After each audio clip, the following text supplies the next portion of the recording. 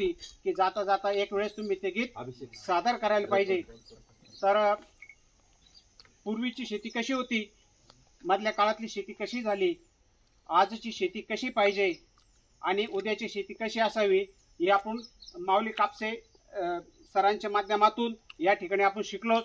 तर पुढची शेती कशी असावी या संदर्भात आपण शिकलो। पण आपली परिस्थिती कशी झालेली, पूर्वीची शेती कशी होती, 2-2 घोडे असायचे तांग्याला, 2-2 घोडे असायचे तांग्याला, 14-14 मजूर गडी होते शेती कामाला, 14-14 मजूर गडी होते शेती कामाला, 7-7 नंबराचा 7-12 होता महसूल खात्याच्या उतार्याला, 7-7 नंबराचा 7-12 होता महसूल खात्याच्या उतार्याला। आणि विविध प्रकारची फळझाडं असायची नेहमी बांधाच्या कडेला, विविध प्रकारची फळझाडं असायची नेहमी बांधाच्या कडेला। गाईवास्त्रांचा गोठा होता शेतकऱ्यांच्या वाड्याला, गाईवास्त्रांचा गोठा होता शेतकऱ्यांच्या वाड्याला।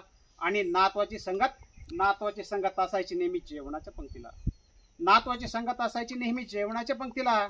दही, दूध, तूप, ताक, लोणी यांच्यापैकी एक पदार्थ नेहमी असायचा सर्वांच्या ताटाला, नेहमी असायचा सर्वांच्या ताटाला।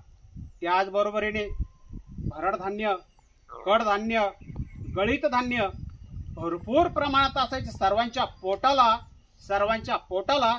तेव्हा कुठलाच आजार नसायचा आपल्या सर्वांच्या शरीराला, कुठलाच आजार नसायचा आपल्या सर्वांच्या शरीराला। दरम्यानच्या काळात काय झालं, 1960-62-65 दरम्यान काय झालं, हरित क्रांती झाली। आणि हरित क्रांतीनंतरचा काळ जरा सुखाचा गेला, हरित क्रांतीनंतरचा काळ जरा सुखाचा गेला। आणि याच ठिकाणी शेणखताची जागा, फक्त शेणखताची जागा रासायनिक खतांनी घेतली, शेणखताची जागा रासायनिक खतांनी घेतली। आणि याच ठिकाणी खऱ्या अर्थानं तांगा पलटी झाला, शेतकऱ्यांचा तांगा पलटी झाला। गव्हाणीची बैल दावणीला गेले, गाईवास्त्रांचा गोठा गेला, मजुरांचा तुटवडा आला, बांधावरची झाडं गेली आणि खऱ्या 7 नंबराचा 7-12 3.5 एकरावर आला। आणि खऱ्या अर्थाने शेतकरी याच ठिकाणी तळ हातावर आला। आता शेतकरी नेहमी असतो रासायनिक खताच्या दुकानाला, देत का हो शेठजी उधार खत माझ्या पिकाला, मी नेहमी येतो आपल्याच दुकानाला।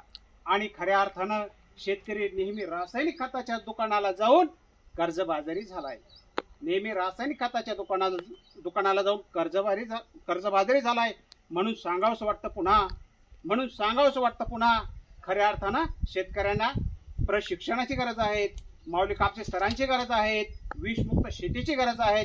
म्हणून सांगावंसं वाटतं पुन्हा, उपजतात शब्द आठवतात आठवणी, म्हणून सांगावंसं वाटतं पुन्हा, जीवन आत्ताशिक प्रशिक्षण घेतल्यानंतर, विषमुक्त शेतीचं प्रशिक्षण घेतल्यानंतर जीवन आत्ताशिक आम्हाला लागले कळू आणि डोळ्यांमधले खारट पाणी हसत लागले जळू। सारी होती वाटत आम्हाला माणसे इतर केमिकल कंपन्यांना मुळीच वाटत नव्हते आमच्या शेतकऱ्यांबद्दल तसे। सांब सरळ प्रांजल सज्जन, आम्ही नाही केला कधी दावा, न्यायाचा आमच्या मनात आहे हेवा, विषमुक्त शेतीचा आहे आमच्या मनात हेवा, मतलब ठेवून गोड असणे केमिकल दुनियेचा कावा। ही होती खंत मनाची, वेता शेतकरी बळीराजाची। धन्यवाद, एवढं बोलून थांबतो।